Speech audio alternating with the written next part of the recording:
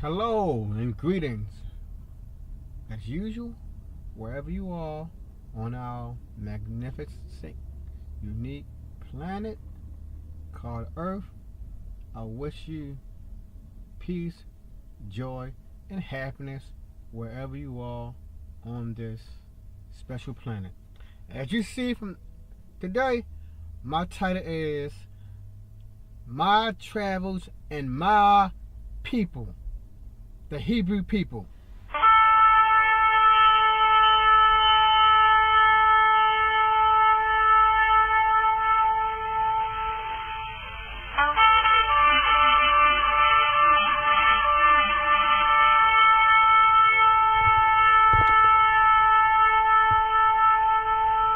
So, here we go. Again, the title, My Travels and My People. As you see right here clearly, this is a map of the Middle East. Some of the places listed are Bahrain, Israel and Palestine territories, Jordan, Kuwait, Lebanon, Qatar, and United Arab Emirates. From the picture that I got, that's all it gave to me about the Middle East area. We're going to see how this relate to biblical individuals. You see right here, Abraham's travels. Abraham, he traveled from Egypt, Shur, Edom, Paradon, Iran, Mesopotamia, Chaldea. Those all the areas Abraham, Isaac, and Jacob traveled. So just not Abraham, it's Abraham and his lineages. As you see, I believe Abraham started off in the land of Ker. I don't see it on here, but I believe in the Bible that's where he came from. But we see, basically, he was in this area near Egypt. So, my question, people, throughout the Western world, whenever we talk about individuals in the Bible, it never showed them, it never revealed anything about the African people. But we know, definitely read the Bible, Abraham, he traveled to Africa or Egypt frequently. So, what type of person was he? Moving forward. This is coming from Genesis chapter 12, verse 10 to 16. Now there was a famine in the land, and Abram went down to Egypt to live there for a while because the famine was severe. He didn't went to Abraham. He did not go to Egypt 4, 5, 6, 7 days. No, he went to live there for a while. When you live somewhere, you at least spend several months there or a couple years. So Abraham was in Egypt for a while, relating, talking to, socializing with those Egyptian people. He was not foreign to them. He knew how to interact with them. As he was about to enter Egypt, he said to his wife Sarah, I know what a beautiful woman you are. We never hear that much about Sarah. Sarah was an extremely attractive woman. If she was alive today, she would be on the cover of many illustrious magazines. When the Egyptians see you, they will say, this is his wife. Then they will kill me, but will let you live. So the Egyptians, at that time, from Abraham's point of view, they was a deadly people. If they wanted your wife, they will kill you and then take your wife. Say you are my sister, which was true. She was his half-sister. So he was not lying completely. So that I will be treated well for your sake, and my life will be spared because of you. So according to him, if you say the beautiful woman is your sister, and you her brother, then according to him, you will get fair, well treatment. When Abraham came to Egypt, the Egyptians saw that Sarah was a very, it didn't say beautiful, my people. It said she was very beautiful. So she was drop dead gorgeous. every man who basically saw her wanted her like those Egyptians. And when Pharaoh officials saw her, they praised her to Pharaoh, and she was taken into his palace. So not just the regular Egyptians wanted her. Her beauty was so astounding and so powerful, so appealing, that they took it up to the big king himself, the big cheese. They went to Pharaoh and said, look, Pharaoh, we got an extremely goddess-like woman in our midst. And that drew Pharaoh's interest.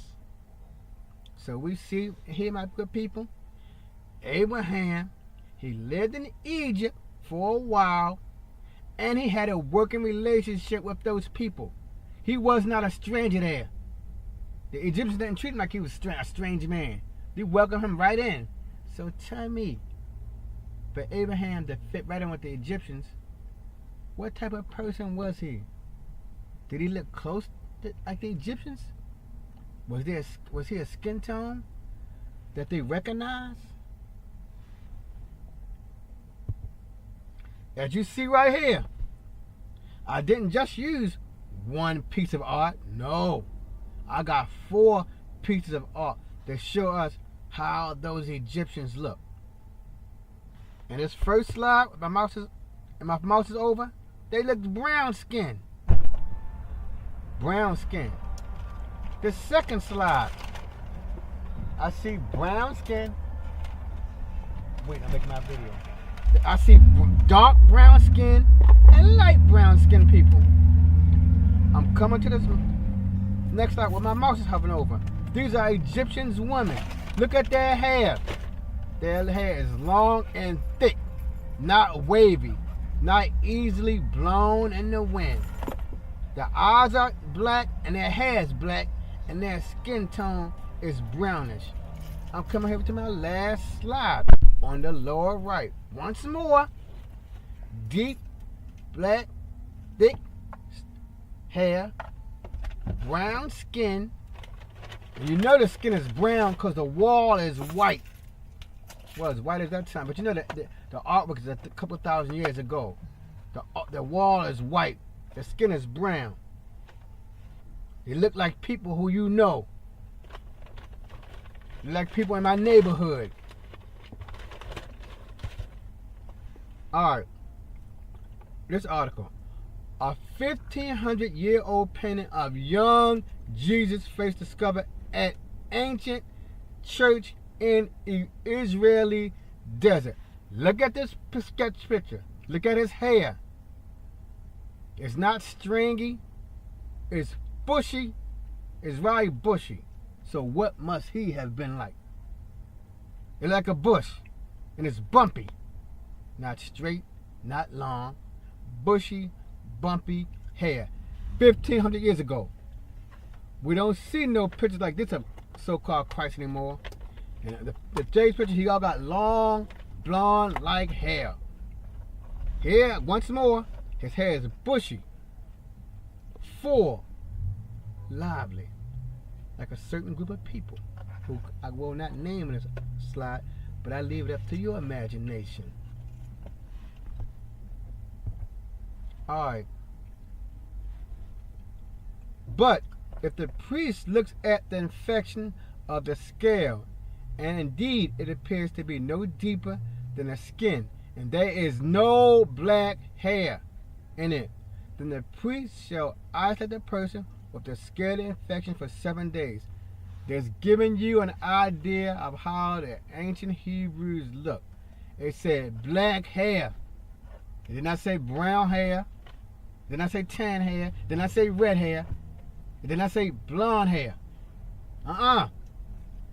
The ancient Egyptian, or Hebrews, the ancient Hebrews, the Israelites, had black hair. Now, I know there may have been some outliers. Some person may have had reddish colored hair that a certain group of people had, but the majority had black hair. Look at this picture right here. Jonathan Chon. The similarity between American and ancient Israel. His hair is black, but compared to that Christ picture, is it bushy? It does not look bushy. It's been cut. It's been kept. That Christ picture, his hair did not look like it was kept nice and neat. it was bushy. This Israeli man, Jonathan Chon, because let's look at the article. I'm reading right believe. Jonathan Chon is a messianic rabbi. That's for the so-called Jewish people. Biblical scholar, 4-time New York Times best-selling author who is best known for his novel, The Harbinger, in which he compares the United States in the September 11 attacks to ancient Israel. And the article keeps going on. But you see, he's a so-called Jewish person, but to compare to that Jesus picture, who is definitely an ancient Hebrew Israelite, his hair don't look bushy like that. It's black, like over here say. And I read the Bible passage from Leviticus 13:31. According to Leviticus 13:31, yes, but the Jonathan's hair is black, but it's not bushy, like that Jesus sketch that we saw. That makes you think. So, if he let his hair grow, would his hair be stringy? It looks stringy to me. Alright. If in his sight the scale has remained, however, and black hair has grown in it, the scale has healed. He is clean, and a priest shall pronounce him clean. This is from Leviticus, again, chapter 13, verse 37. Again, it said, the ancient Israelites had black hair. Looking at this picture, this is a picture of King David of Israel. No punches pulled. Look at his hair. His hair does not look black in this portrayal. But in Leviticus, it said the Hebrews better have black hair. This picture of David does not know black hair. So is this an Israelite according to the Bible? Nor shall you make an oath by your head, for you cannot make one hair white or black. Now, that's coming from Jesus himself. But I have here Genesis 12:10-16. That could be a typo. I'm sorry for that. But I remember Jesus said that white hair, you age, you elderly, you're an elder. Black, again, it's coming from Jesus' mouth. Look at these people right here. Look at his hair. This man, the first picture with my mouse is over, his hair is not black. It's blondish looking. The second photo, his hair is black, but it's not bushy like that sketch of Jesus. So could these two be Israelites? Because Jesus was a typical Israelite. If he had bushy hair, then all the others had bushy hair. I don't see no bushy hair here. I see straight hair. And when he pulled his head, for it was at every year's end that he pulled it, because the hair was heavy on him. Therefore he pulled it. He weighed the hair of his head at 200 sickles after the king's weight. Now, when I did my search, and it's coming from 2 Samuel chapter 14, verse 26. When I did my search on Google, I typed in Bible heavy hair. It kept showing pictures of this man with these dreadlocks right here. I typed in Bible heavy hair, and it gave me pictures that look like this individual right here. His hair looks heavy. It don't look stringy. It don't look thin. It got weight to it. But as I said, I typed in Google Bible heavy hair, and 90% of the people who had heavy hair had this image right here. And it said dreadlocks in the Bible. Moving on. During the entire period of their Nazarite vow, no razor may be used on their head. They must be holy until the period of their dedication to the Lord is over. They must let their hair grow. That's from Numbers chapter 6 verse 5. Here you know exactly they typed in, or they're talking about the Nazarite vow. When I typed in YouTube and I tapped in Nazarite, 85% of the pictures, it showed me this right here. People who look like this for Nazarite. And you see I copied the exact text. Nazarites get not. The Essene Nazarite. My good people, you can go to Google or whatever your favorite search engine is and type in Nazarite and see what shows up. And as you see, my good fellows, these are not pictures from 2,000 years ago like that sketch of Jesus. It's not from 1,500 years ago. No. These images look like they've been taken within the last 50 years or less. So, according to the Bible and according to Google, these two men are Nazarites. Let's continue, good people. And she made him sleep upon her knees. This is talking about Samson. And she called for a man, and she caused him to shave off the 7 locks of his head. And she began to afflict him, and his strength went from him. I went to Google again. I typed in Samson locks. This is what Google presented to me. I'm being as fair as possible.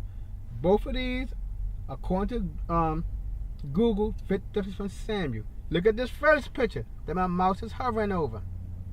I don't see no locks on his head. And his hair is not black, like the Bible said for the Hebrews, the Israelites. His hair looked brownish or blonde. Remember, from empirical evidence shown from you to the Bible, the Hebrews had black hair. Here's his other picture on the far right. His hair looked like locks. And I believe Samson took that Nazarite vow. I'm not sure. If I made an error, please correct me in the comment section.